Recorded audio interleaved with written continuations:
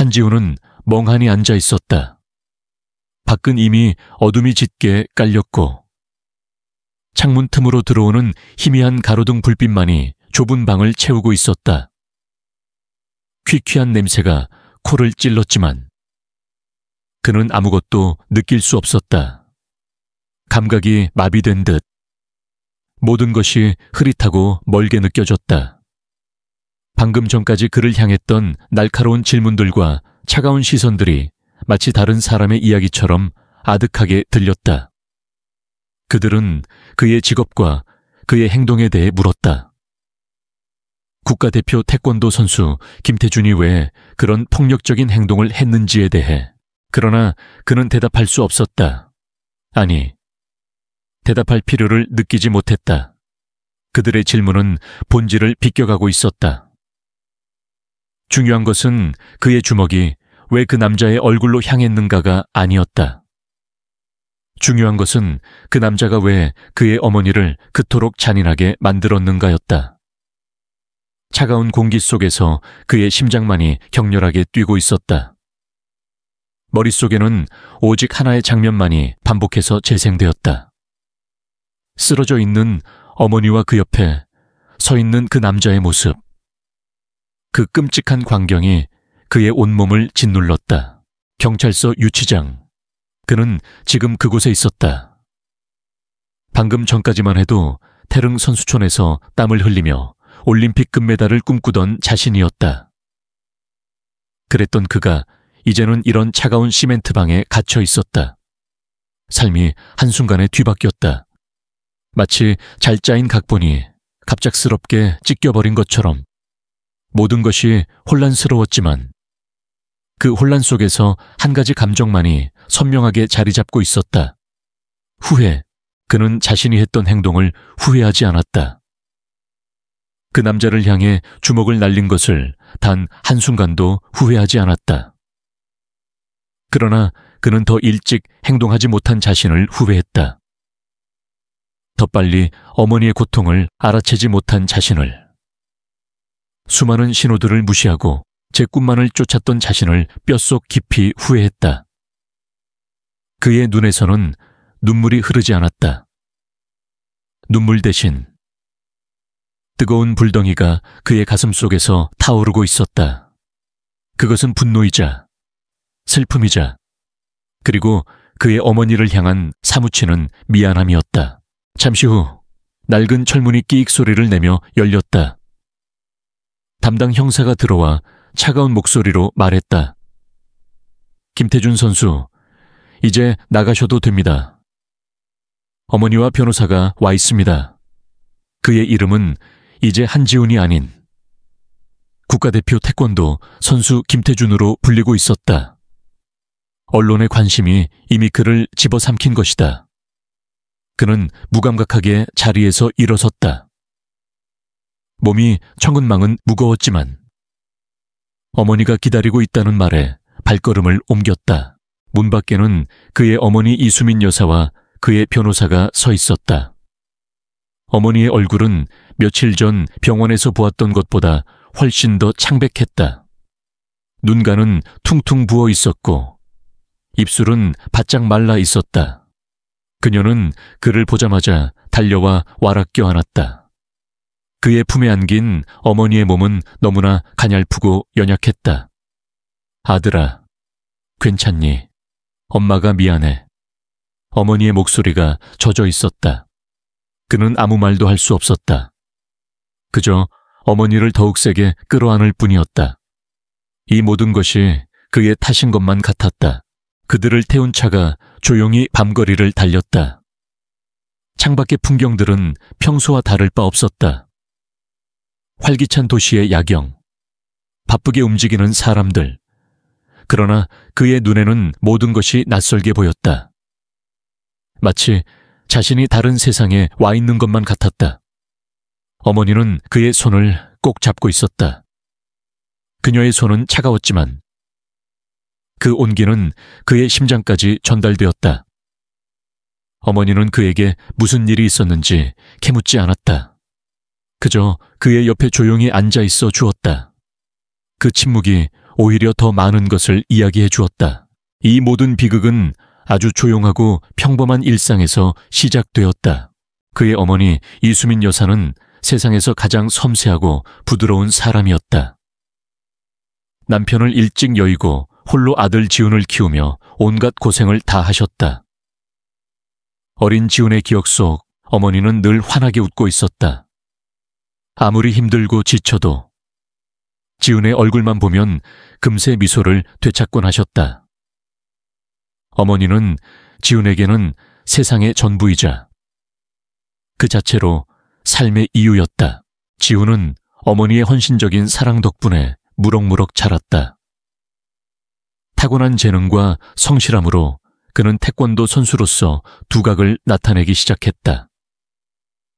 고등학교 시절부터 국가대표 상비군에 발탁되었고 성인이 되어서는 명실상부한 국가대표 선수가 되었다. 태릉 선수촌에 입촌한 그는 오직 훈련에만 매진했다. 하루 10시간씩 땀을 흘리며 몸을 단련했다. 그의 목표는 단 하나였다. 올림픽 금메달. 그에게는 단순한 메달이 아니었다. 그것은 어머니의 헌신에 대한 보답이자 그들의 가난하고 힘겨웠던 시간을 보상해줄 유일한 희망이었다. 태릉 선수촌에 있는 동안 그는 어머니와 자주 연락을 하지 못했다. 새벽부터 밤늦게까지 이어지는 강도 높은 훈련 때문에 전화 통화는 늘 짧고 간결했다. 엄마, 잘 지내시죠? 응, 지훈아. 엄마는 잘 지내. 너는 훈련 힘들지 않아? 네, 괜찮아요. 엄마, 걱정하지 마세요. 몸 조심하시고요.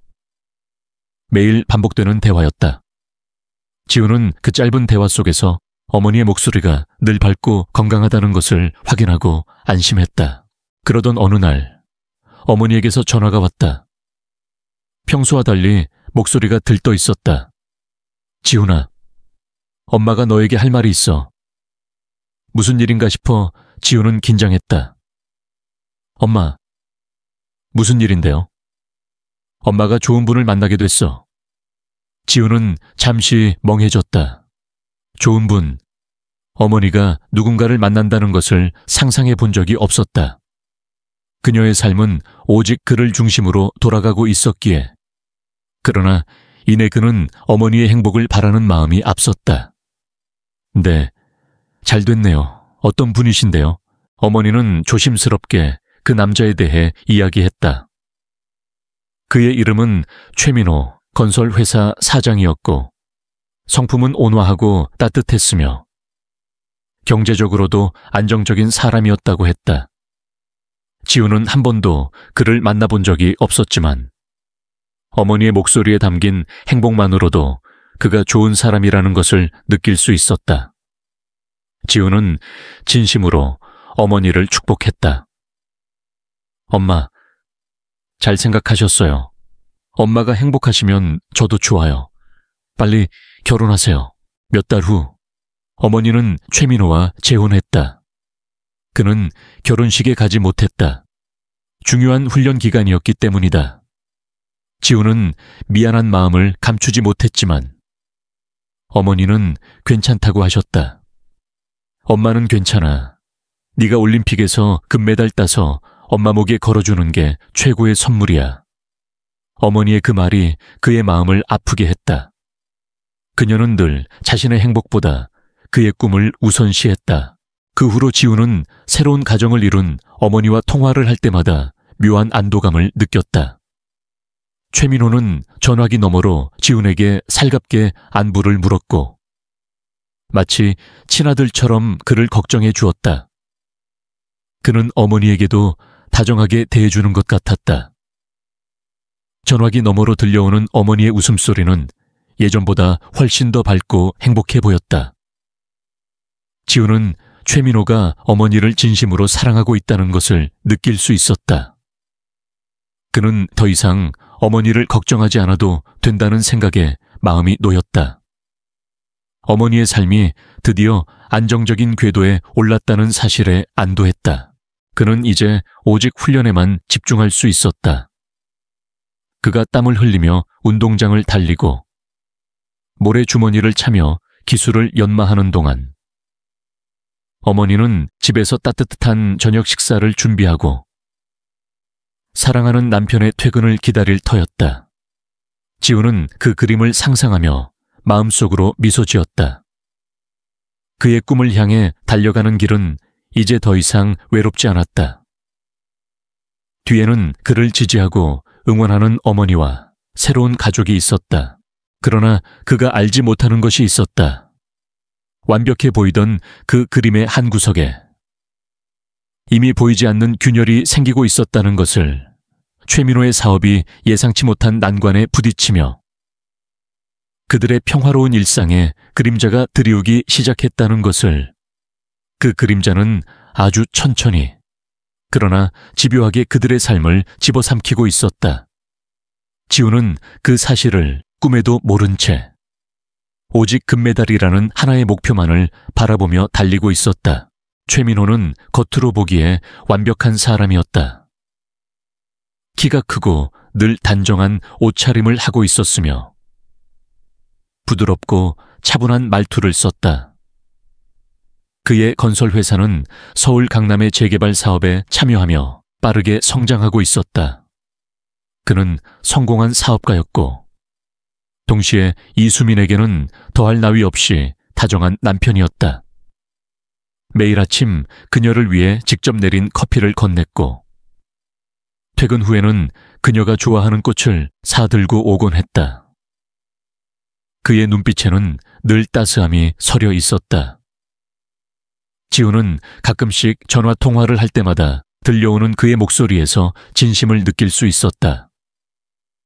그는 어머니를 진심으로 행복하게 해주고 있었다. 그것만으로도 지우는 충분히 만족스러웠다. 그러나 완벽해 보이던 그 관계에도 아주 미세한 균열이 생기기 시작했다. 그것은 마치 오래된 도자기에 생긴 머리카락한 올 같은 금이었다. 처음에는 거의 보이지 않았고 무시할 수 있을 만큼 작았다. 이수민도 처음에는 그것이 단순한 부부싸움일 뿐이라고 생각했다. 최민호의 회사 사업이 어려워지면서부터였다. 재개발 사업에 예상치 못한 난관이 생겼고 하청업체들의 공사 대금 지급 독촉이 빗발치기 시작했다. 밤늦게까지 이어지는 야근과 스트레스는 그를 예민하게 만들었다. 어느 날 저녁, 이수민은 평소처럼 최민호가 가장 좋아하는 갈비찜과 미역국을 준비하고 있었다. 정성스럽게 차린 밥상은 완벽했다. 그러나 현관문이 열리고 들어선 최민호의 표정은 평소와 달랐다. 인사를 건넬 틈도 없이 그는 거실로 들어서더니 소파에 몸을 푹 파묻었다. 그의 얼굴은 피곤과 짜증으로 일그러져 있었다. 이수민은 조심스럽게 그에게 다가갔다. 여보, 왜 이렇게 안색이 안 좋아요? 많이 피곤해요. 그녀는 남편의 이마에 맺힌 식은땀을 닦아주려 손을 뻗었다. 그때였다. 최민호가 갑자기 벌떡 일어나더니 그녀의 손목을 거칠게 움켜쥐었다. 손에 들고 있던 물수건이 바닥으로 떨어졌다. 지금 그런 한가한 소리를 할 때야. 그의 목소리는 차갑고 날카로웠다. 평소의 부드러움은 온데간데 없었다. 이수민은 놀란 눈으로 그를 올려다보았다. 무슨 일이에요? 여보, 일단 앉아요. 제가 따뜻한 차 한 잔 다 드릴게요. 그녀는 상황을 진정시키려 애썼다. 그러나 최민호는 그녀의 말을 듣지 않았다. 오히려 그녀의 손목을 더욱 세게 붙잡으며 으르렁거렸다. 내가 지금 한가하게 앉아서 차나 마실 처지라고 생각해. 그리고 한순간 그의 손이 그녀의 뺨을 향했다. 짝 하는 소리가 정적을 깼다. 집안은 순식간에 고요해졌다. 벽시계의 초침 소리만이 유난히 크게 들려왔다. 이수민은 얼얼한 뺨을 감싸쥐고 믿을 수 없다는 듯 최민호를 바라보았다. 그의 눈빛은 낯설었다. 평소의 따뜻함은 사라지고 분노와 짜증만이 가득했다. 최민호는 곧 정신을 차린 듯 자신이 한 행동에 놀란 표정을 지었다. 그는 떨리는 손으로 그녀의 뺨을 어루만지며 말했다. 미안해. 수민아, 내가 너무 예민했나 봐. 요즘 스트레스가 심해서 정말 미안해. 하지만 이미 그녀의 뺨에는 붉은 손자국이 선명하게 남아있었다. 그의 손이 닿았던 손목에는 시퍼런 멍이 들기 시작했다. 그날 밤 이수민은 욕실 거울을 보며 한참을 울었다. 거울 속 자신의 모습이 낯설었다. 남편의 손에 맞았다는 사실보다 그토록 믿었던 사람에게 폭력을 당했다는 충격이 그녀를 더 아프게 했다. 그녀는 다음 날 아침 평소보다 공들여 화장을 했다. 붉은 뺨은 파운데이션으로, 손목의 멍은 긴 면 소재의 옷으로 가렸다. 최민호는 아무 일도 없었다는 듯 평소보다 더 다정하게 행동했다. 출근길에 그녀에게 직접 커피를 타주고 미안한 듯 뺨에 입을 맞추었다. 어제는 정말 미안했어. 퇴근길에 네가 좋아하는 꽃 사갈게. 이수민은 그저 고개를 끄덕일 뿐이었다. 무슨 말을 해야 할지 알 수 없었다. 그날 밤 지훈에게서 전화가 걸려왔을 때 그녀의 목소리는 평소보다 조금 가라앉아 있었다. 엄마, 목소리가 좀 이상하네요. 아파요. 지훈의 걱정스러운 물음에 그녀는 황급히 웃으며 답했다. 아니야, 지훈아, 그냥 어제 잠을 좀 설쳤나 봐. 아무것도 아니니 걱정하지 마. 그녀는 애써 밝은 척했지만 그녀의 목소리는 미묘하게 떨리고 있었다. 그녀는 지훈이 혹시라도 자신의 불행을 알게 될까봐 두려웠다. 아들의 꿈에 짐이 될까봐, 아들의 훈련에 방해가 될까봐. 그녀의 삶은 오직 지훈을 향해 있었다. 그녀는 아들이 맘껏 꿈을 펼칠 수 있도록, 그가 아무 걱정 없이 훈련에만 집중할 수 있도록 이 모든 고통을 혼자 감당하기로 결심했다. 하지만 그녀의 노력에도 불구하고 한 사람이 이 모든 미묘한 변화를 감지하고 있었다. 이수민의 어머니 박선자였다. 그녀는 사위 최민호가 처음부터 마음에 들지 않았다. 너무 완벽해 보이는 사람은 오히려 어딘가 부족하다는 것을 평생의 경험으로 알고 있었다. 딸이 재혼한 후에도 일주일에 두세 번씩 집을 찾아오곤 했다. 그날도 어김없이 이수민의 집을 찾은 박선자 여사는 문을 열고 들어서는 순간 집안의 공기가 예전과 다르다는 것을 직감했다. 무언가 알 수 없는 긴장감이 감돌고 있었다. 수민아, 너 얼굴이 왜 그래? 화장을 너무 진하게 한 것 같은데. 이수민은 어머니의 날카로운 시선을 피하며 주방으로 향했다. 엄마, 무슨 소리야? 그냥 평소처럼 화장한 건데. 박선자 여사는 딸의 말에 아랑곳하지 않고 그녀의 팔을 잡아 끌었다. 그녀의 손길은 평소보다 조심스러웠고 이수민은 그 손길을 피하려 했다. 그러나 박선자 여사는 놓아주지 않았다. 그녀는 이수민의 손목을 잡고 소매를 걷었다. 소매 아래로 어렴풋이 보이는 시퍼런 멍 자국을 발견한 그녀의 얼굴이 굳어졌다. 이게 뭐야? 너 어디서 넘어진 거니? 박선자의 목소리가 차갑게 변했다. 이수민은 더 이상 변명할 수 없었다. 눈가에 금세 눈물이 고였다. 그녀는 고개를 푹 숙이고는 아무 말도 하지 못했다. 박선자 여사는 딸의 손을 꽉 잡았다. 수십 년의 세월을 살아온 그녀의 직감은 이 모든 상황이 결코 단순한 우연이 아니라는 것을 말해주고 있었다. 그녀는 조용히, 그러나 단호하게 딸에게 물었다. 최서방이 그런 거니? 이수민은 아무 말 없이 고개를 끄덕였다.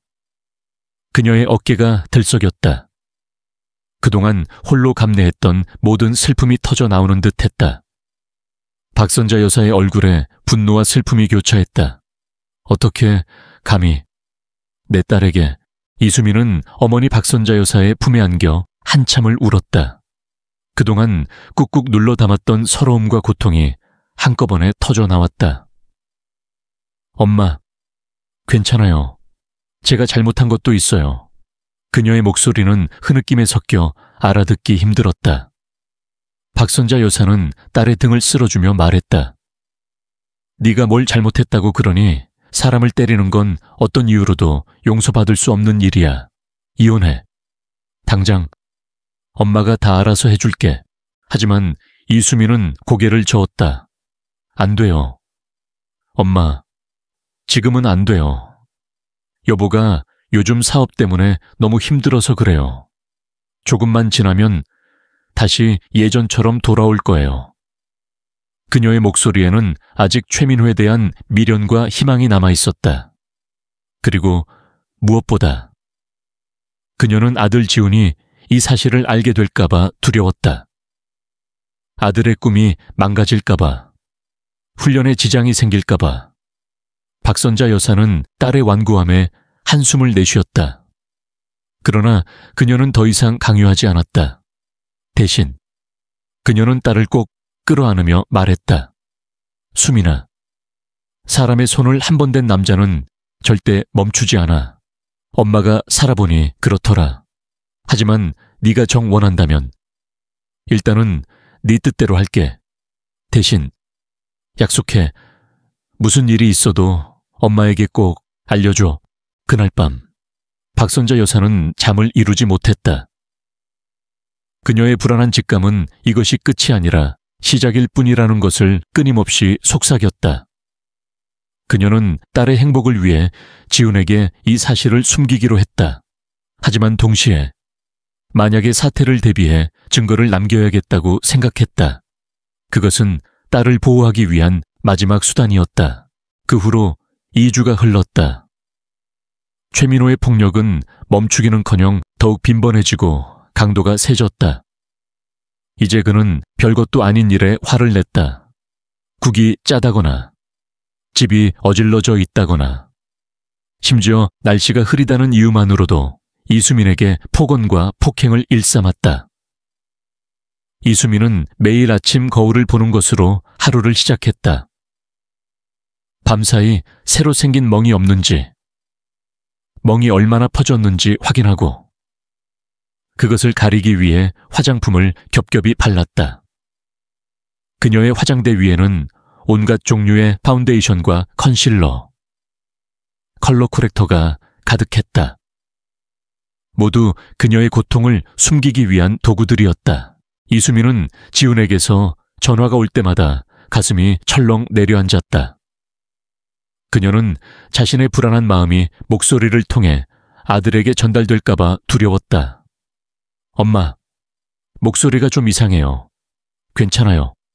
지훈의 걱정스러운 물음에 그녀는 애써 밝은 목소리를 냈다. 응, 지훈아, 엄마는 괜찮아. 그냥 어제 잠을 좀 못 잤나 봐.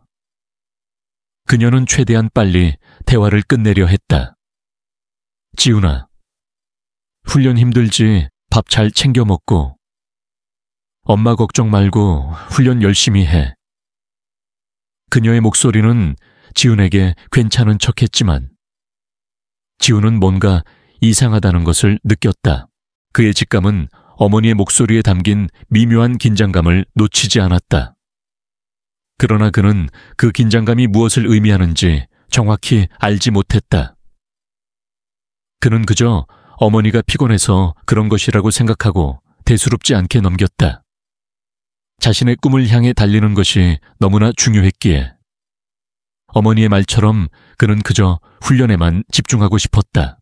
그녀의 이런 노력에도 불구하고 최민호의 회사는 점점 더 심각한 위기에 빠졌다. 하청업체들은 밀린 공사 대금을 달라며 사무실 앞에서 시위를 벌였고 은행들은 대출 연장을 거부했다. 최민호의 스트레스는 극에 달했고 그 분노는 고스란히 이수민에게 쏟아졌다. 어느 날 밤 술에 취해 비틀거리며 집에 들어온 최민호는 현관에 들어서자마자 소리를 질렀다. 너는 이 집에서 대체 뭘 하는 거야? 밥만 축내는 주제에. 이수민은 설거지를 하다 놀라 뒤를 돌아보았다. 여보, 무슨 일이에요? 진정해요. 그녀의 목소리는 떨렸다. 진정, 지금 내가 진정하게 생겼어. 회사가 망하게 생겼는데.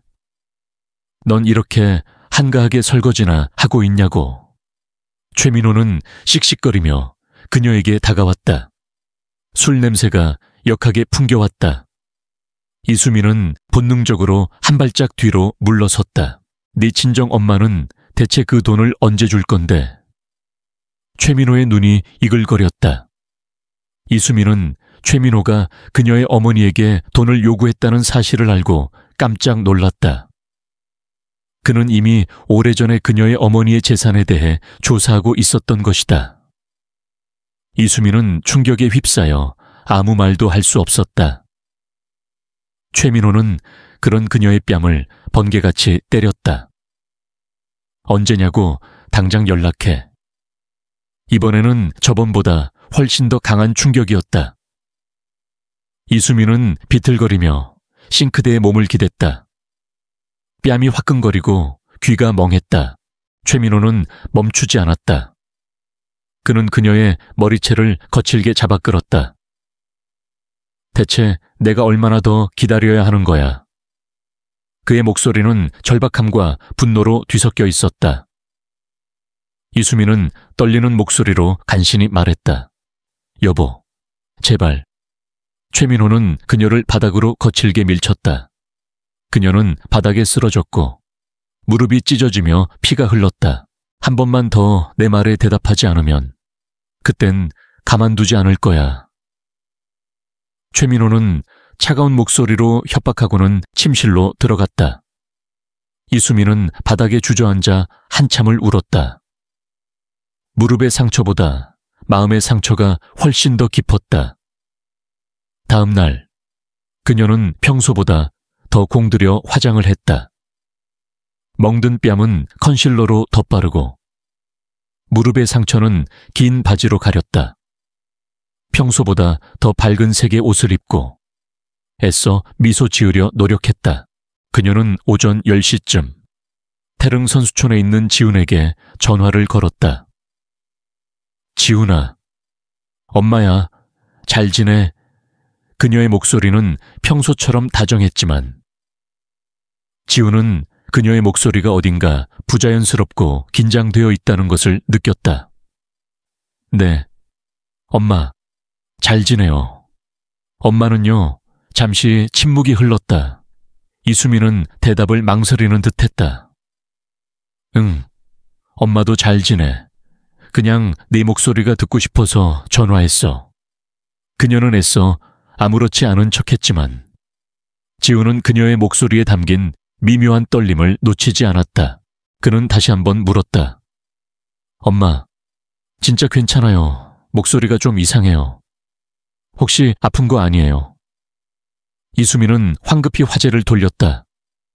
아니야. 괜찮아. 어제 잠을 좀 못 자서 그래.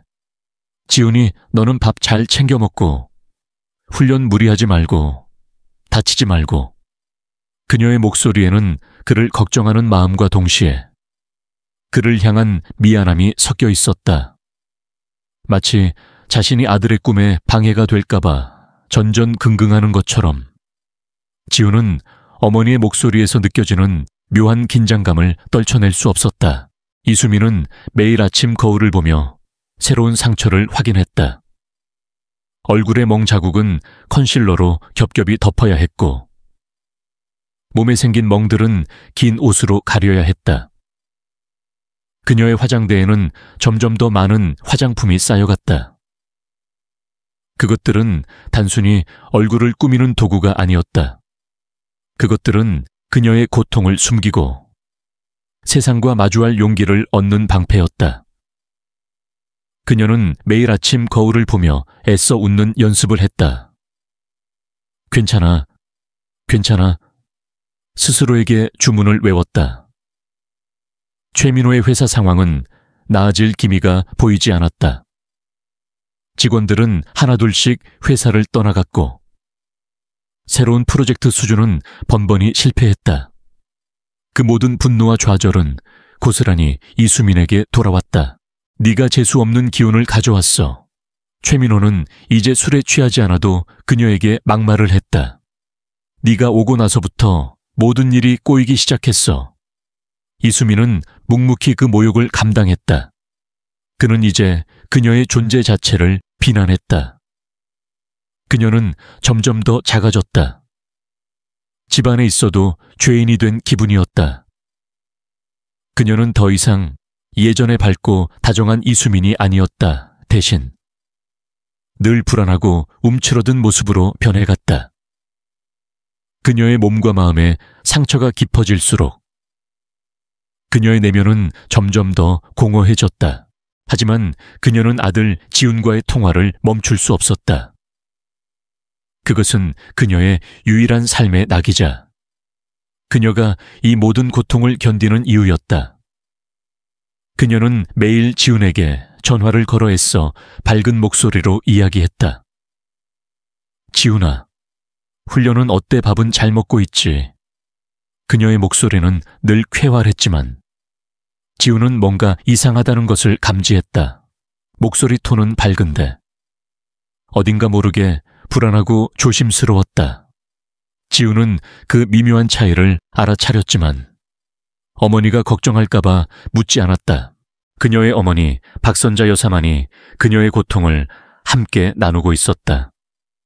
이수민은 어머니에게 최민호의 폭행이 계속되고 있다는 사실을 알렸다. 박선자 여사는 딸의 말을 들을 때마다 분노를 참지 못했다. 당장 이혼해. 더 이상은 안 돼. 그러나 이수민은 여전히 고개를 저었다. 엄마, 여보가 정말 힘든 시간을 보내고 있어요. 저까지 떠나면 여보는 정말 혼자가 돼요. 조금만 더 기다려 볼게요. 그녀의 말에 박선자 여사는 할 말을 잃었다. 딸의 완고함이 안타까웠지만 그녀는 더 이상 강요하지 않았다. 대신 그녀는 딸에게 한 가지 제안을 했다. 수민아, 네가 정 그렇게 하겠다면 증거를 모아. 만에 하나라도 무슨 일이 생기면 너 자신을 보호할 수 있어야 해. 그날부터 이수민은 몰래 증거를 모으기 시작했다. 그녀의 손은 떨렸다. 사랑했던 남자를 상대로 이런 끔찍한 일을 해야 한다는 사실이 그녀를 비참하게 만들었다. 그러나 그녀는 아들을 위해 용기를 냈다. 그녀는 아들이 훈련을 마치고 집에 돌아왔을 때 이 모든 비극을 해결할 힘을 가지게 되기를 바랐다. 그녀는 최민호가 잠든 틈을 타 몰래 욕실에 들어가 상처난 부위를 카메라로 찍었다. 멍든 팔과 다리, 얼굴의 붉은 자국들이 그녀의 핸드폰에 고스란히 담겼다. 그녀는 최민호가 술에 취해 난동을 부릴 때마다 핸드폰 녹음 버튼을 눌렀다. 너 같은 게 내 인생에 나타나서 모든 걸 망쳤어. 내 친정 엄마 돈 언제 가져올 거야? 내가 너 같은 거랑 살 빼야 죽는 게 낫지. 그녀는 떨리는 손으로 모든 것을 기록했다. 그녀의 핸드폰은 그녀의 고통을 담은 비밀스러운 상자가 되었다. 그러던 어느 날 지훈이 예고도 없이 불쑥 집에 찾아왔다. 훈련 중 동료 선수가 다쳐서 갑자기 하루 휴가를 받게 된 것이었다. 그는 어머니를 놀라게 해주고 싶었다. 엄마, 저 왔어요. 현관문을 열고 들어서자 이수민의 얼굴은 놀라움과 함께 알 수 없는 불안감으로 가득 차 있었다. 그녀는 지훈을 똑바로 쳐다보지 못하고 시선을 회피했다. 지훈아, 너 웬일이니? 왜 미리 연락도 없이 왔어? 그녀의 목소리는 미묘하게 떨렸다. 엄마, 얼굴이 왜 그래요? 화장을 너무 진하게 한 것 같은데. 지훈은 어머니의 얼굴을 유심히 살폈다. 이수민은 황급히 고개를 돌리며 주방으로 향했다. 아니야. 그냥 어제 잠을 못 자서 그래. 갑자기 와서 엄마가 너무 놀랐잖아. 얼른 앉아. 맛있는 거 해줄게. 그녀는 애써 밝게 말했지만 그녀의 행동은 부자연스러웠다. 그녀는 걷는 것이 불편한 듯 다리를 절뚝거렸다. 지우는 어머니의 이상한 행동에 걱정스러웠지만 어머니가 더 당황할까봐 묻지 않았다. 점심 식사 시간. 어머니는 평소와 다르게 말수가 적었다. 그녀는 밥을 먹는 내내 고개를 숙이고 있었고 숟가락을 드는 손이 미세하게 떨리고 있었다. 엄마, 최민호 아저씨는요?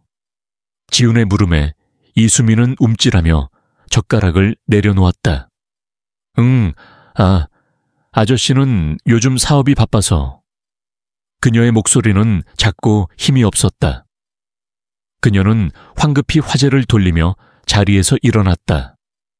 지훈아, 엄마 화장실 좀 다녀올게. 그녀가 화장실로 들어간 사이 지훈은 거실을 둘러보았다. 집안의 공기는 평소와 다르게 몹시 차갑고 긴장되어 있었다. 그때 그는 소파 밑에 떨어진 머리카락 한 뭉치를 발견했다. 길고 검은 머리카락이었다. 이수민의 머리카락이었다. 그는 머리카락을 들고 멍하니 서 있었다. 한꺼번에 이렇게 많은 머리카락이 빠질 수 있을까? 불안감이 그의 가슴을 짓눌렀다. 이수민이 화장실에서 나오자 지우는 그녀에게 머리카락을 보여주며 물었다. 엄마, 이게 뭐예요? 무슨 일 있었어요? 이수민의 얼굴은 하얗게 질렸다. 그녀는 아무 말도 하지 못하고 고개를 떨구었다. 그 순간 현관문이 열리며 최민호가 들어섰다. 그는 지훈을 보고 반가운 척 웃었다. 지훈이 왔구나. 언제 왔니?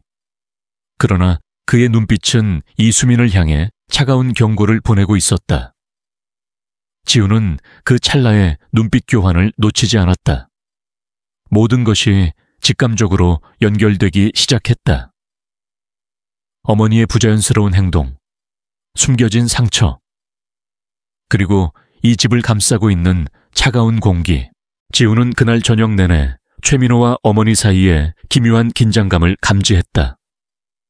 어머니는 평소와 달리 거의 말을 하지 않았고 최민호는 그런 어머니를 애써 무시하며 지훈에게만 친절하게 대했다. 마치 아무 일도 없었다는 듯 완벽한 가장의 모습을 연기하는 것 같았다. 지훈은 그 가면 뒤에 숨겨진 차가운 눈빛을 보았다. 그의 의심은 확신으로 변하고 있었다. 어머니의 부자연스러운 행동, 숨겨진 상처, 그리고 집안을 감싸고 있는 차가운 공기의 근원이 바로 이 남자라는 것을 밤이 깊어지고 지훈은 자신의 방에서 잠을 청하려 했다. 그러나 불안한 마음에 잠이 오지 않았다. 그때 옆방에서 최민호와 그의 딸 최혜진의 목소리가 들려왔다. 최혜진은 성공한 변호사였고 늘 냉철하고 이성적인 사람이었다. 아빠, 혹시 새엄마한테 너무 심하게 대하는 거 아니에요? 혜진의 목소리는 조심스러웠지만 단호했다. 심하다니 그냥 부부싸움 좀 한 거야. 최민호는 대수롭지 않다는 듯 말했다.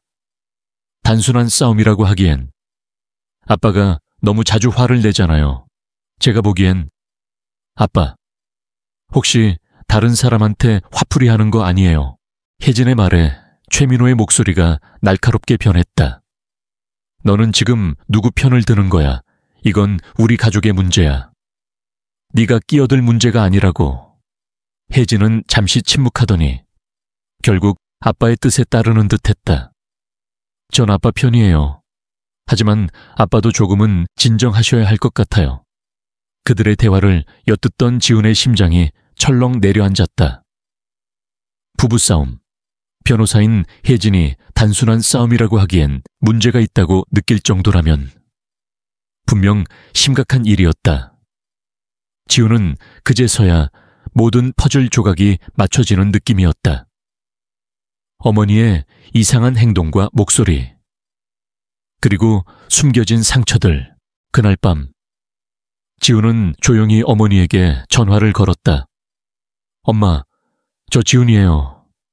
지훈아, 왜 아직 안 잤니? 어머니의 목소리는 평소보다 더 작고 불안했다. 엄마, 혹시 최민호 아저씨랑 무슨 문제 있어요? 혹시 무슨 일 있는 거 아니죠? 지훈의 단도직입적인 물음에 어머니는 한숨을 쉬었다. 아니야. 지훈아, 아무 일 없어.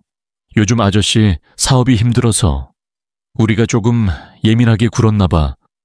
정말 별거 아니니까 걱정하지 마. 그녀는 애써 괜찮은 척했지만 그녀의 목소리는 너무나 명백하게 거짓말을 하고 있었다. 지훈은 더 이상 캐묻지 않았다. 그는 이미 답을 알고 있었다. 그로부터 2주 후 상황은 더욱 악화되었다. 최민호의 회사는 이제 파산 직전에 놓였다. 채권자들이 몰려와 온갖 행패를 부렸고 법원에서 압류 통지서가 날아왔다. 설상가상으로 그들이 살고 있는 집마저 경매로 넘어갈 위기에 처했다. 절박함에 내몰린 최민호는 마지막 카드를 꺼내 들었다.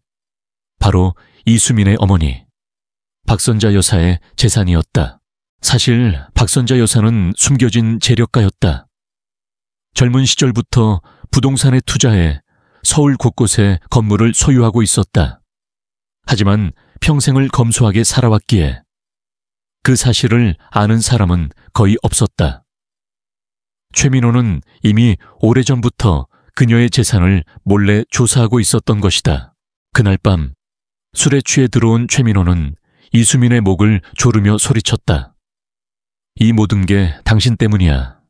수민아, 당신이 친정엄마한테 돈 달라고 말 안 하면 우리 모두 거리로 나앉게 될 거라고. 이수민의 몸은 이미 멍투성이었다. 며칠간 이어진 폭행으로 갈비뼈에 금이 간 듯 숨 쉬는 것조차 고통스러웠다. 그녀는 최민호가 자신의 어머니의 재산에 대해 알고 있다는 사실에 충격을 받았다.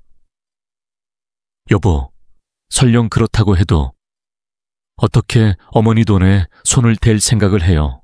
어떻게라니, 당신은 외동딸이잖아. 어차피 그 돈은 다 당신 것이 될 거 아니야. 미리 좀 빌려 쓰는 게 뭐가 문제야. 최민호는 그녀의 팔을 잡아 끌며 위협했다. 내일 당장 친정엄마한테 가서 말해. 딱 10억만 빌려달라고 해. 응, 부탁이야. 수민아. 최민호는 그녀를 벽으로 밀치며 협박했다. 이게 마지막이야. 내일 돈 못 가져오면 당신도 끝장이야. 그는 말을 잇지 않았지만 그 의미는 충분히 명확했다. 그날 밤 이수민은 밤새도록 잠을 이루지 못했다. 어떻게 그런 부탁을 어머니에게 할 수 있을까? 불과 몇 달 전만 해도 그녀는 행복한 신부였는데 다음 날 아침 이수민은 떨리는 몸으로 어머니의 집을 찾았다. 그녀는 파운데이션으로 멍든 뺨을 가렸지만 어머니의 날카로운 눈을 속일 수는 없었다. 수민아, 너 또 맞았니? 얼굴이 왜 그래? 이수민은 무릎을 꿇고 눈물을 흘렸다. 엄마, 죄송해요. 사실 여보 회사 사정이 너무 어려워서. 그녀의 목소리는 울음 섞여 떨렸다. 박선자 여사의 얼굴이 굳어졌다. 돈 때문이었구나. 박선자 여사는 단호하게 말했다. 안 돼. 절대 그 남자에게 돈을 줘서는 안 돼. 이수민은 어머니의 바지가랑이를 붙잡고 애원했다. 엄마, 제발요. 딱 한 번만 도와주세요. 아니면 우리 정말 큰일 나요. 그러나 박선자 여사는 단호했다. 그녀는 딸의 손을 잡고 말했다. 수민아, 그런 폭력적인 남자에게 돈을 줬다가는 더 큰 화를 부를 뿐이야. 엄마가 평생을 살아보니 알겠더라. 차라리 이혼해. 내가 도와줄게. 더 이상 참지 마. 이수민은 어머니의 집을 눈물로 적시고 돌아왔다. 이수민은 최민호에게 어머니의 거절 소식을 전했다. 그녀의 목소리는 절망으로 가득 차 있었다. 최민호는 소식을 듣자마자 눈이 뒤집혔다. 뭐라고 거절해? 이수민, 네가 다시 가서 말해봐. 시간을 좀 달라고. 시간이라니, 지금 우리한테 시간이 어디 있어? 그는 이수민을 향해 주먹을 휘둘렀다.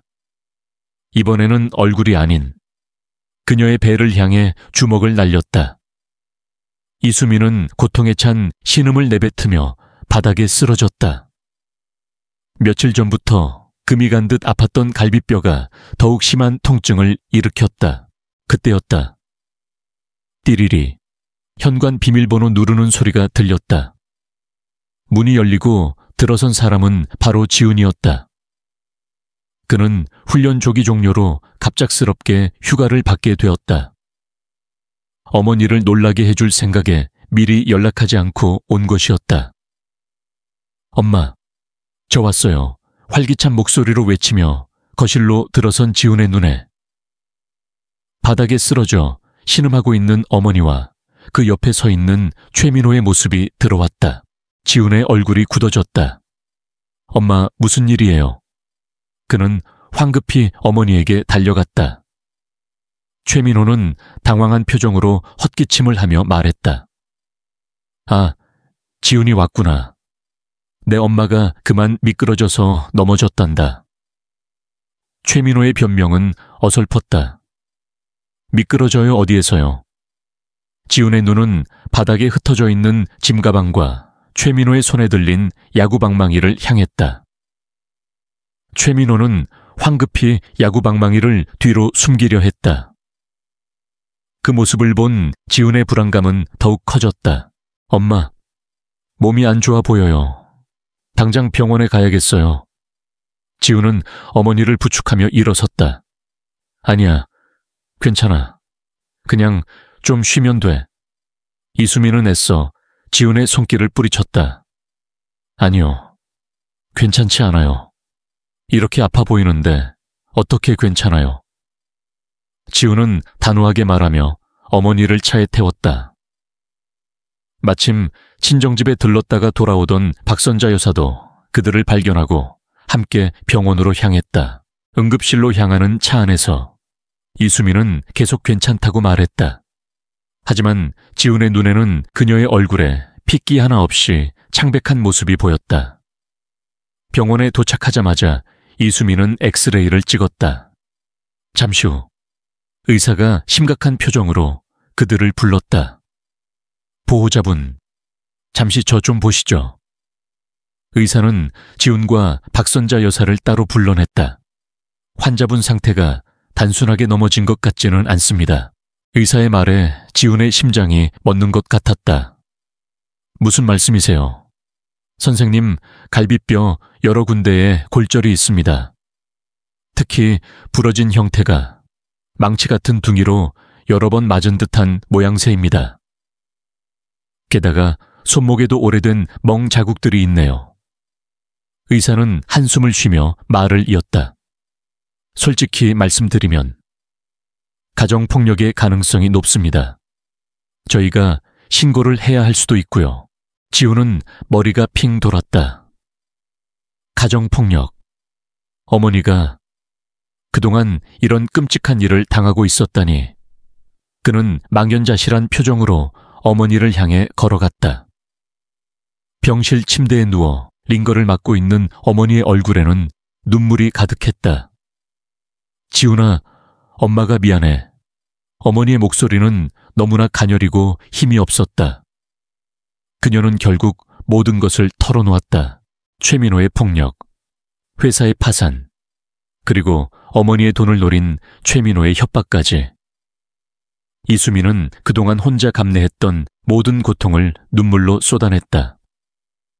지훈은 그녀의 이야기를 듣는 내내 주먹을 꽉 쥐었다. 분노가 그의 온몸을 집어삼켰다. 엄마, 왜 저한테 말씀 안 하셨어요? 왜 혼자 다 참았어요? 그는 절규했다. 네가 다칠까봐, 네 훈련에 지장이 생길까봐 엄마는 그것만 생각했어. 이수민은 흐느끼며 말했다. 그때 병실 문이 열리고 최민호와 그의 딸 혜진이 들어왔다. 최민호는 걱정스러운 얼굴을 하고 있었지만 지훈의 눈에는 그것이 가식이라는 것을 알 수 있었다. 여보, 괜찮아? 왜 전화도 없이 병원에 왔어? 최민호는 이수민에게 다가가려 했다. 그러나 지훈은 그를 가로막았다. 당신, 당장 여기서 나가. 지훈의 목소리는 차갑고 단호했다. 최민호는 당황한 표정을 지었다. 지훈아, 무슨 오해가 있었나 본데. 오해 갈비뼈가 부러진 것도 오해라고 할 겁니까? 지훈은 냉정하게 말했다. 최민호의 얼굴이 굳어졌다. 옆에 서 있던 혜진이 상황을 진정시키려 애썼다. 지훈 씨, 저희 아빠가 실수한 것 같아요. 제가 대신 사과드릴게요. 지훈은 혜진의 말을 끊었다. 변호사님께서도 아시다시피 갈비뼈가 부러지는 건 단순한 실수가 아닙니다. 그건 폭행이고 범죄입니다. 혜진은 더 이상 할 말이 없다는 듯 입을 다물었다. 최민호는 가면을 벗어던지고 비웃었다. 그래, 이제 다 알았다는 거지. 그래서 어쩌려고 경찰에 신고라도 할 건가 해봐. 대신 네 태권도 선수 생활도 끝장날 테니. 그의 협박은 노골적이었다. 그러나 지훈은 더 이상 두렵지 않았다. 그의 어머니를 지키는 것보다 더 중요한 것은 없었다. 그는 최민호를 향해 서늘한 눈빛을 보냈다. 그건 이제 저에게 아무런 의미가 없습니다. 제 어머니가 훨씬 더 소중하니까요. 박선자 여사는 조용히 자리에서 일어나 최민호를 노려보았다. 당장 나가. 그리고 다시는 내 딸 근처에 얼씬도 하지 마. 이 늙은이 눈에 흙이 들어가기 전에. 그녀의 목소리는 낮았지만 그 속에는 강한 분노와 경고가 담겨 있었다. 최민호는 혜진과 함께 병실을 나섰다. 나가는 길에 최민호는 지훈을 향해 의미심장한 미소를 지었다. 그날 밤 지훈은 어머니의 병실을 지켰다. 어머니가 혼자 감내해야 했던 고통의 시간들을 생각할수록 그의 마음은 찢어질 듯 아팠다. 어머니의 손을 잡고 그는 나지막이 속삭였다. 엄마, 이제 괜찮아요. 제가 엄마 옆에 있을게요. 이제 아무것도 혼자서 감당하지 마세요. 그의 말에 어머니는 눈물을 흘렸다. 그녀의 눈물은 슬픔이 아닌 안도와 감사함의 눈물이었다. 그녀는 더 이상 혼자가 아니었다. 이수민은 병원 침대에 누워 힘없이 중얼거렸다. 지훈아, 이제야 말할 수 있게 됐네. 엄마가 얼마나 어리석었는지. 그녀의 얼굴은 멍과 상처로 얼룩져 있었지만 그녀의 눈빛은 비로소 평화를 되찾은 듯했다. 지훈은 어머니의 손을 꼭 잡고 그녀의 이야기를 들었다. 그녀의 목소리는 흐느낌에 섞여 있었지만 그 속에 담긴 고통의 무게는 지훈의 심장을 짓눌렀다. 처음에는 정말 좋은 사람이었어. 너희 아빠가 돌아가신 뒤로 엄마는 세상에 혼자 남은 것 같았는데 민호 씨가 내게 다시 웃음을 찾아줬단다. 그래서 믿었어. 진심으로 나를 사랑한다고 믿었고 우리가 행복하게 살 수 있을 거라고 생각했지. 하지만 그녀는 말을 잇지 못하고 눈물을 흘렸다. 민호 씨의 사업이 어려워지면서 사람이 변하기 시작했어. 처음에는 별거 아니라고 생각했어. 스트레스가 심해서 그런 거라고. 네가 혹시라도 알게 될까봐. 네 훈련에 방해가 될까봐. 그래서 엄마는 계속 숨겼어. 괜찮은 척. 아무 일 없는 척. 내게는 늘 밝게 웃는 모습만 보여주려 했단다. 전화할 때마다 목소리 떨릴까봐 얼마나 애썼는지 모른단다. 그녀는 고통스러웠던 지난 몇 달의 시간을 덤덤하게 이야기했다. 폭력의 시작. 갈수록 심해지는 폭언과 폭행. 그리고 최민호가 그녀의 어머니, 박선자 여사의 재산을 노렸던 이야기까지. 모든 것이 지훈에게는 충격과 분노로 다가왔다. 그는 자신이 그동안 얼마나 어리석었는지 깨달았다.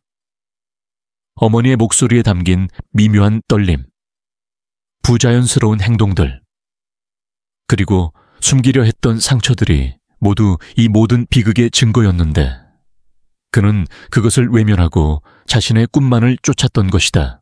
바보 같았어. 엄마는 정말 바보 같았단다. 어쩌면 네가 알게 되는 것보다 네 꿈을 포기하게 만드는 것이 더 두려웠을지도 몰라. 이수민은 흐느끼며 말했다. 지우는 어머니의 이야기에 가슴이 찢어지는 것 같았다. 그는 자신의 꿈이 어머니에게 얼마나 큰 짐이었는지 깨달았다. 어머니는 오직 그를 위해, 그의 꿈을 위해 자신의 모든 고통을 감당했던 것이다.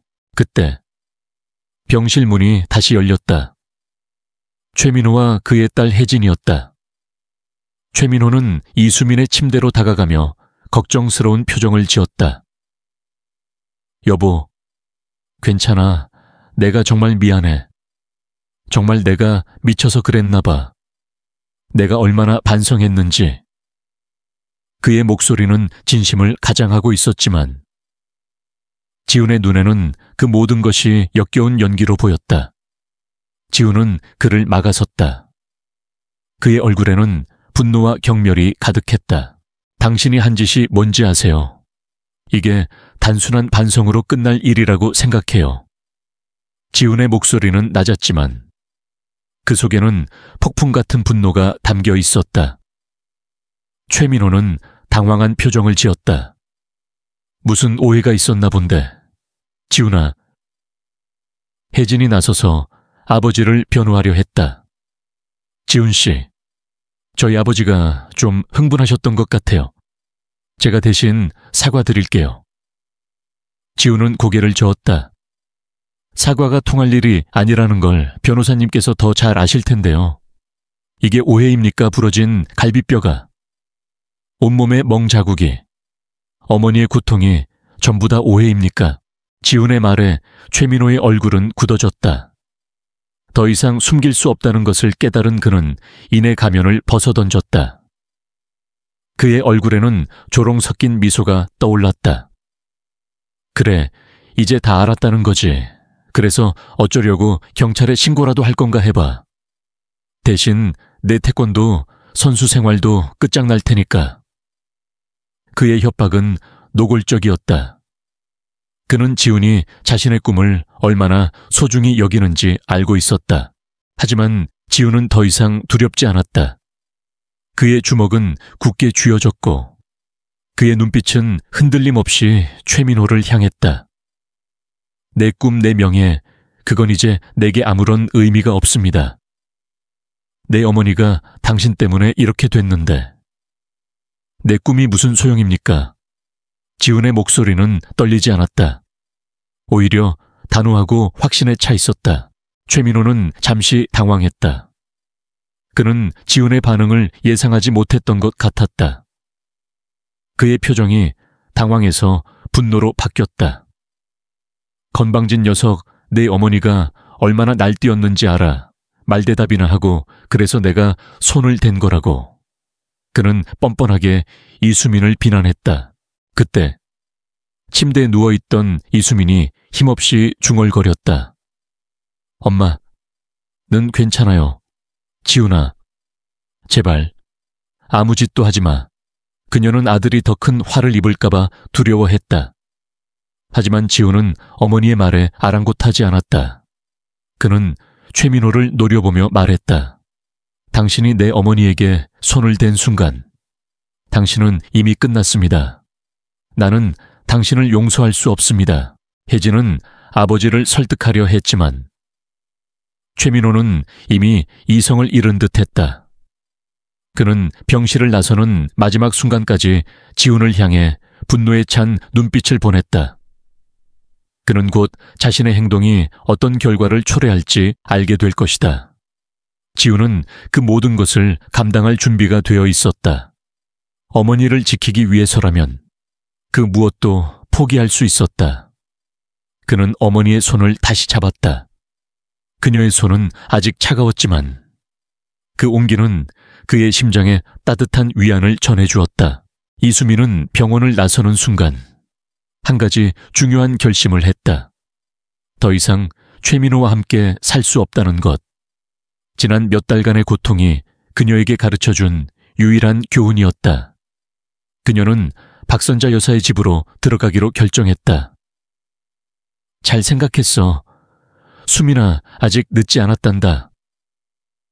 박선자 여사는 딸의 손을 잡고 따뜻하게 위로했다. 지우는 어머니의 결정에 안도했다. 그는 어머니의 이사 준비를 돕기 위해 훈련소에 휴가를 요청했다. 그러나 그는 갑작스러운 코치의 호출로 선수촌에 머물러야 했다. 엄마, 죄송해요. 제가 못 갈 것 같아요. 코치님이 갑자기 회의를 소집하셨어요. 지우는 죄책감에 목소리가 떨렸다. 괜찮아. 지훈아, 엄마 짐 별로 없어. 엄마도 함께 계시니까 걱정하지 마. 이수민은 아들을 안심시켰다. 그녀는 어머니와 함께 짐을 챙기기 위해 집으로 향했다. 최대한 조용히 간단한 옷가지와 중요한 서류들만 챙겨서 떠날 생각이었다. 그러나 지우는 왠지 모르게 불안했다. 최민호가 혹시라도 어머니를 방해할까봐, 무슨 짓을 저지를까봐 마음이 조마조마했다. 훈련 중에도 그의 신경은 온통 어머니의 집으로 향해 있었다. 결국 그는 코치에게 사정하여 조기 퇴소를 허락받았다. 코치는 지훈의 사정을 알고 있었기에 흔쾌히 허락해 주었다. 오후 6시쯤 지훈은 어머니의 집 앞에 도착했다. 박선자 여사의 차가 이미 주차되어 있었다. 어머니가 아직 짐을 정리하고 있는 것 같았다. 그때였다. 집 안에서 거친 소리가 들려왔다. 최민호의 고함소리였다. 어디 감히 도망치려 해. 이혼 웃기지 마. 지우는 문이 열려있는 현관으로 달려갔다. 그리고 그가 본 광경은 평생 잊을 수 없을 만큼 끔찍한 것이었다. 최민호가 야구방망이를 들고 어머니를 위협하고 있었다. 이수민은 거실 바닥에 쓰러져 있었고 얼굴에는 새로운 상처들이 가득했다. 그녀의 옆에는 짐가방이 나뒹굴고 있었다. 아마도 박선자 여사가 짐을 차에 싣는 동안 최민호가 그 틈을 타 어머니를 폭행한 것 같았다. 엄마 지우는 소리를 지르며 현관문 안으로 뛰어들어갔다. 최민호는 놀라 뒤를 돌아보았다. 하지만 이미 늦었다. 이 개자식이 감히 우리 엄마를, 그동안 쌓여왔던 지훈의 분노가 한꺼번에 폭발했다. 어머니가 혼자서 감당해야 했던 모든 고통, 모든 슬픔, 그 모든 것이 분노의 불길로 타올랐다. 지훈은 최민호를 향해 돌진했다. 그는 야구 방망이를 움켜쥐고 최민호를 향해 달려들었다. 최민호는 저항했지만 지훈은 그보다 훨씬 빠르고 강했다. 지훈아, 오해다. 이건 오해야. 최민호는 비겁하게 변명했다. 오해, 이게 오해라고? 갈비뼈가 부러진 것도 오해입니까? 병원에서 말한 가정폭력도 오해입니까? 지훈은 야구방망이를 바닥에 내던지고 최민호의 멱살을 잡았다.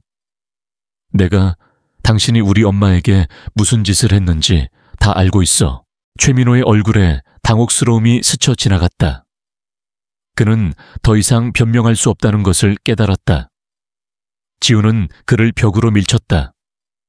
당신이 내 어머니에게 한 짓, 이제 당신이 똑같이 느껴봐.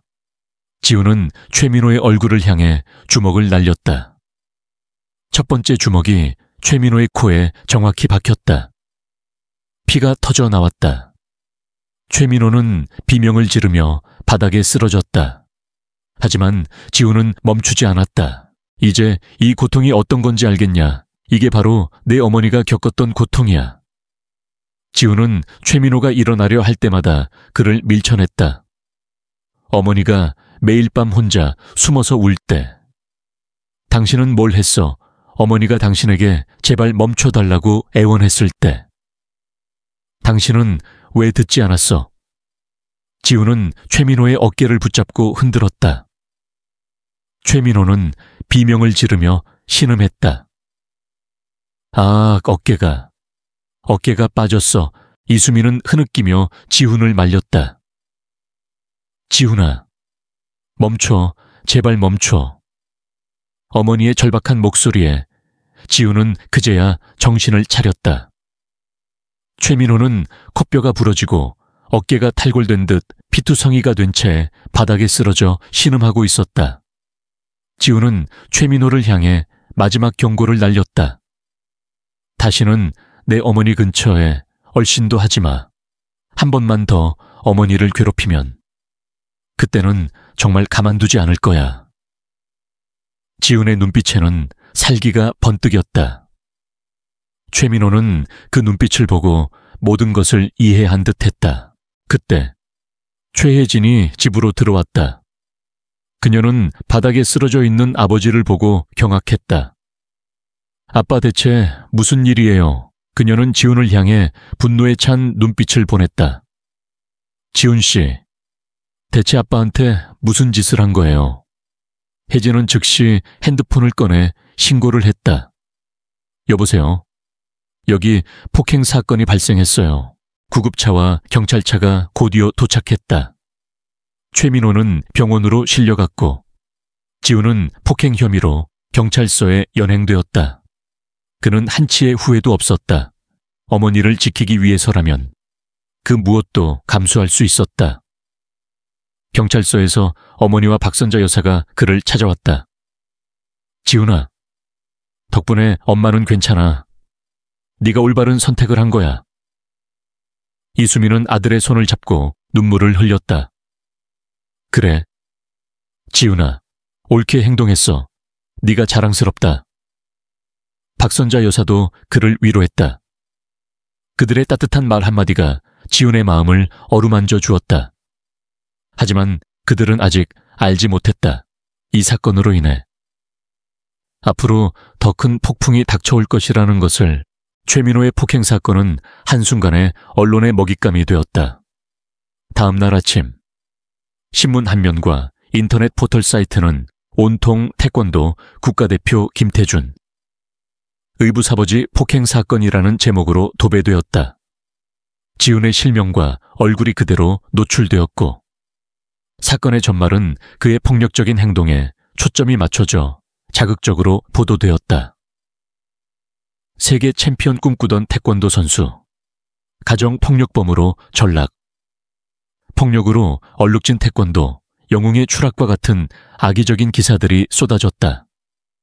여론은 급격히 지훈에게 등을 돌렸다. 어떻게 국가를 대표하는 선수가 그런 끔찍한 폭력을 행사할 수 있냐.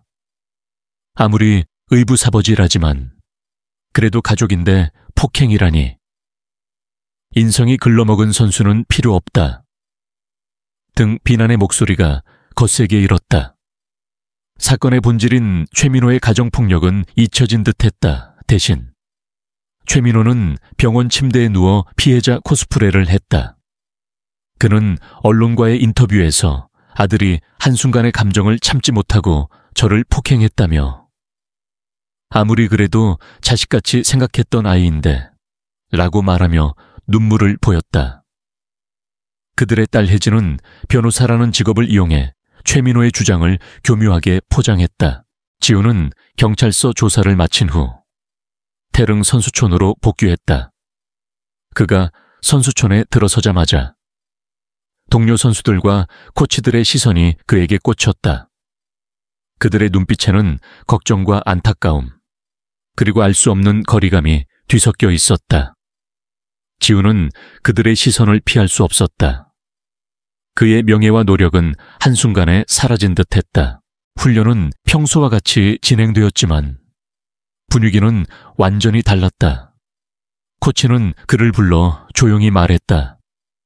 지훈아, 일단 이 사건이 정리될 때까지 훈련에 집중하기 어려울 것 같다. 일단 한 달 정도 자숙하고 오는 게 어떠니?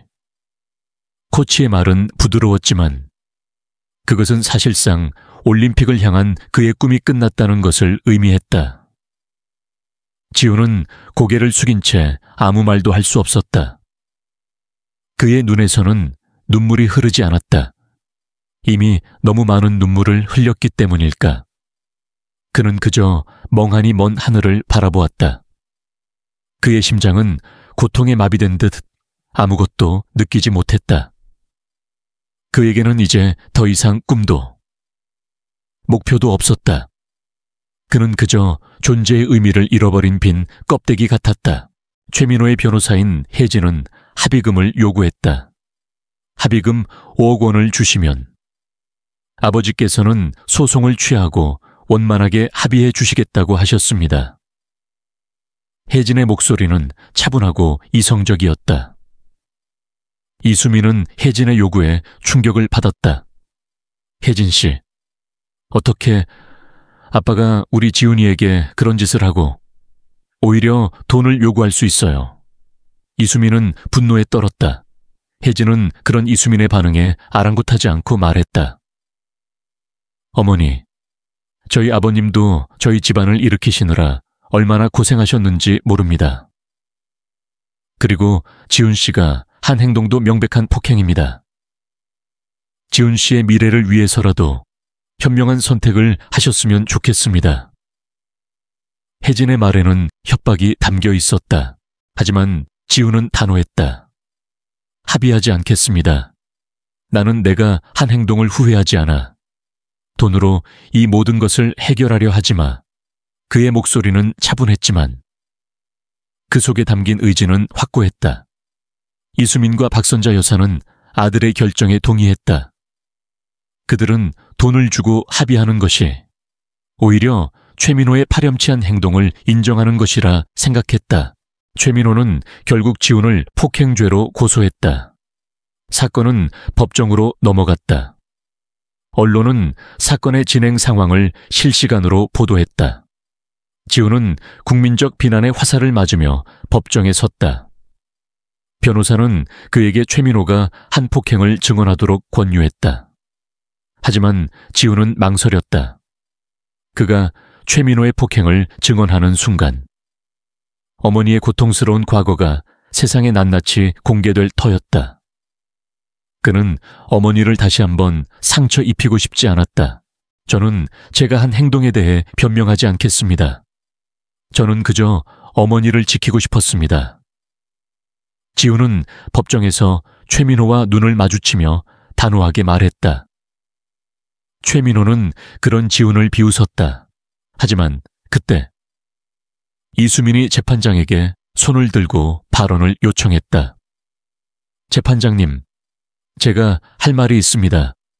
이수민은 떨리는 목소리로 그동안 자신이 최민호에게 당해왔던 모든 폭행과 협박을 낱낱이 증언했다.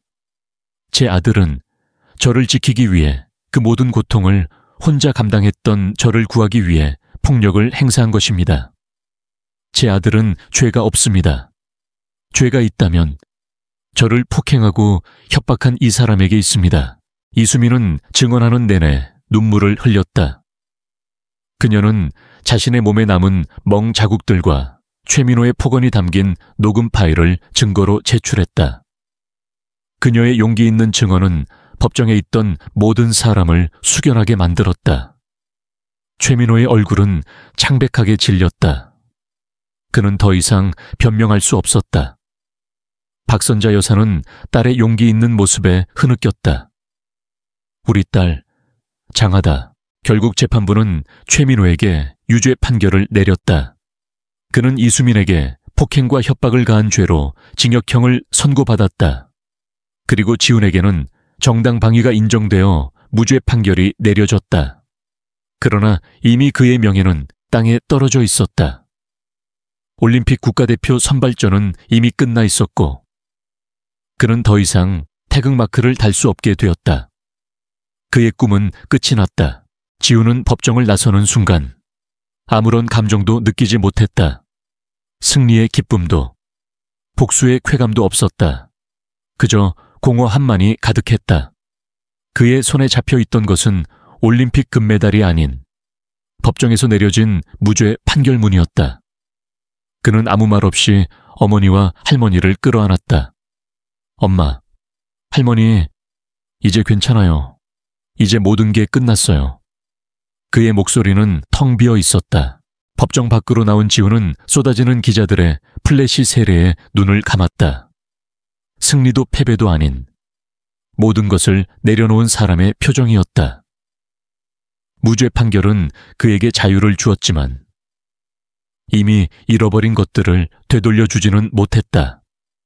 올림픽이라는 꿈, 태권도 국가대표라는 명예, 그리고 평범했던 삶, 그 모든 것이 산산조각 났다. 하지만 그의 손을 꼭 잡고 있는 어머니와 할머니의 따뜻한 온기가 그를 지탱해 주었다. 박선자 여사는 딸의 손을 잡고 조용히 말했다. 수민아, 이제 다 끝났어. 너희들 힘들었던 시간들 다 보상받을 거야. 이수민은 고개를 끄덕였다. 그녀는 이제 더 이상 불안해하지 않았다. 오랜 고통 끝에 비로소 찾아온 평화였다. 그녀는 아들의 손을 잡고 눈물을 흘렸다. 지훈아, 미안해. 엄마 때문에 네 꿈이. 지훈은 어머니의 말을 끊었다. 아니요. 엄마, 제 꿈은 엄마가 행복하게 웃는 거예요. 이미 이뤘어요. 그의 목소리는 진심이었다. 그는 더 이상 태극마크를 달 수 없었지만 그가 지켜낸 어머니의 행복은 그 어떤 금메달보다 값진 것이었다. 그들은 조용히 차를 타고 집으로 돌아왔다. 이수민은 최민호와의 관계를 정리하고 박선자 여사의 집으로 완전히 거처를 옮겼다. 그녀는 최민호에게 이혼 서류를 보냈고 재산 분할 청구도 포기했다. 그녀는 그저 그 남자로부터 완전히 벗어나고 싶었다. 지우는 태릉 선수촌을 떠나 다시 예전처럼 어머니와 함께 살기 시작했다. 그의 삶은 완전히 바뀌었다. 더 이상 새벽 훈련도, 강도 높은 체력 훈련도 없었다. 그는 그저 평범한 청년으로 돌아왔다. 처음에는 모든 것이 어색했다. 늦잠을 자고 일어나도 아무도 그를 깨우지 않았다. 하루 종일 땀을 흘리지 않아도 되는 삶이 낯설었다. 그는 자신이 무엇을 해야 할지 알 수 없었다. 그의 삶의 목표였던 태권도가 사라진 자리에는 커다란 공허함만이 남았다. 그는 방에 틀어박혀 텔레비전을 보거나 책을 읽으며 시간을 보냈다. 어머니는 그런 지훈을 걱정했다. 지훈아, 그래도 운동을 해야지. 다시 시작해보는 건 어때? 아직 늦지 않았잖아. 그녀의 말은 진심이었다. 지훈이 다시 태권도를 할 수 있기를 바랐다. 그러나 지훈은 고개를 저었다. 이제 더 이상 하고 싶지 않아요. 저에게 태권도는 더 이상 기쁨이 아니에요. 그의 목소리는 차분했지만 그 속에는 깊은 상실감이 담겨 있었다. 박선자 여사는 그런 손자를 보며 안타까워했다. 그녀는 조용히 지훈에게 다가가 말했다. 지훈아, 네가 태권도를 하는 것은 엄마를 위한 일이었지만 그 모든 것을 내려놓은 지금의 행동은 너 자신을 위한 일일 수도 있어. 네가 하고 싶은 것을 찾아봐. 무엇이든 괜찮으니 네 마음이 끌리는 대로 해보렴. 할머니의 따뜻한 조언은 지훈의 마음을 어루만져 주었다. 그는 생각했다. 자신이 정말 하고 싶은 것이 무엇일까? 평생을 태권도 선수로 살아왔던 그에게는 쉬운 질문이 아니었다. 그러던 어느 날, 그는 우연히 동네 아이들이 태권도장에서 훈련하는 모습을 보게 되었다. 아이들은 땀을 흘리며 열심히 발차기를 하고 있었다. 그들의 눈은 순수했고 얼굴에는 웃음꽃이 피어 있었다. 지우는 멍하니 그 모습을 한참 동안 바라보았다. 그때 그는 알 수 없는 감정에 휩싸였다. 그것은 상실감도, 슬픔도 아니었다. 그것은 따뜻하고 벅찬 감정이었다. 자신이 태권도를 하며 느꼈던 순수한 즐거움이 다시 떠올랐다. 그는 태권도 도장을 차리기로 결심했다. 올림픽 금메달을 따지는 못했지만 그는 태권도를 통해 얻은 정신과 기술을 다른 사람들에게 가르쳐주고 싶었다. 특히 자신처럼 힘들고 어려운 상황에 놓인 아이들에게 용기와 희망을 주고 싶었다. 그는 어머니와 할머니에게 자신의 계획을 말했다. 이수민은 아들의 결심에 눈물을 흘렸다. 지훈아, 네가 하고 싶은 일이라면 뭐든지 좋아. 박선자 여사도 그의 결정을 진심으로 응원했다. 그들은 작은 상가를 빌려 태권도 도장을 차렸다. 도장 이름은 지훈 태권도였다. 처음에는 몇몇 아이들밖에 오지 않았지만 지훈은 열정적으로 아이들을 가르쳤다. 그는 아이들의 눈높이에 맞춰 태권도를 가르쳤고 때로는 인생의 선배로서 따뜻한 조언을 아끼지 않았다. 그는 더 이상 올림픽 금메달을 꿈꾸지 않았다. 대신 아이들의 작은 성장을 보며 행복을 느꼈다. 아이들의 얼굴에 웃음꽃이 피어나는 것을 보며 그는 자신이 이 길을 선택한 것이 옳았다는 것을 깨달았다. 이수민은 지훈이 아이들을 가르치는 모습을 보며 조용히 미소 지었다. 그녀는 최민호와의 결혼 생활을 통해 많은 것을 잃었지만 더 중요한 것을 얻었다. 그것은 바로 가족의 소중함과 서로에게 기대고 의지하는 사랑의 힘이었다. 그녀는 더 이상 불안해하지 않았다. 그녀는 이제 행복했다. 아들은 비록 올림픽 금메달리스트가 되지는 못했지만 그녀에게는 세상에서 가장 훌륭한 아들이었다.